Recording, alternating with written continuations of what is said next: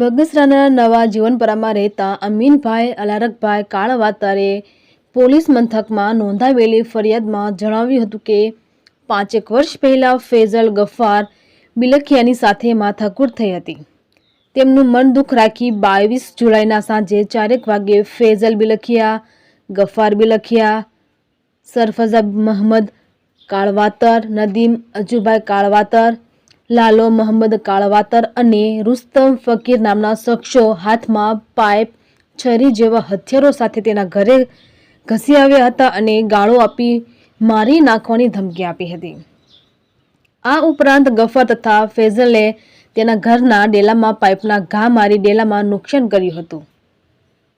નસીમબેન કાદરભાઈ કાળવાતરે પણ આ તમામ 6 શખ્સો સામે બગસરા પોલીસ મથકમાં બીજી ફરિયાદ નોંધાવી હતી। તેમાં જણાવ્યું હતું કે અગાઉ થયેલી માથાકૂટનું મનદુખ રાખી 6 શખ્સોએ તેના ઘરે પ્રવેશ કરી ફૈઝલ બિલખિયાએ તેને ડ્રેસ પકડી ધક્કો મારી તેના પતિને મારી નાખવાની ધમકી આપી હતી। આ ઉપરાંત ઘરના ડેલામાં તોડફોડ કરી નુકસાન કર્યું હતું। ગફ્ફાર બિલખિયા નિવૃત્ત પીએસઆઈ છે। તેમનો પુત્ર ફૈઝલ ગફ્ફાર બિલખિયા અને તેમના મિત્રો લુખ્ખા તત્વોને સાથે રાખીને અવારનવાર હુમલો કરતા રહે છે। આ અંગે ફરિયાદ નોંધાતા પીએસઆઈ કે જે મૈયા વધુ તપાસ ચલાવી રહ્યા છે।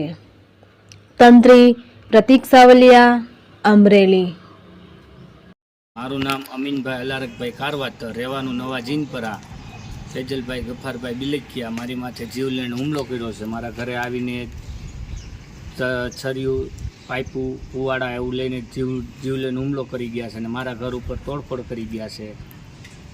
એના પપ્પા પીએસઆઈ છે નિવૃત્ત, એનો હોદ્દો રાખીને મને મારી નાખવાની ધમકી આપે છે ને તત્વો ભેગા રાખીને હજી એ અંદર છે પોલીસ સ્ટેશનમાં। એ છૂટીએ પછી અમને હજી બીક છે સાહેબ કે મારી નાખવાની ધમકી આપેલી છે કે હું બહાર નીકળો એટલે તને હાથ પગ ભાંગી નાખશું।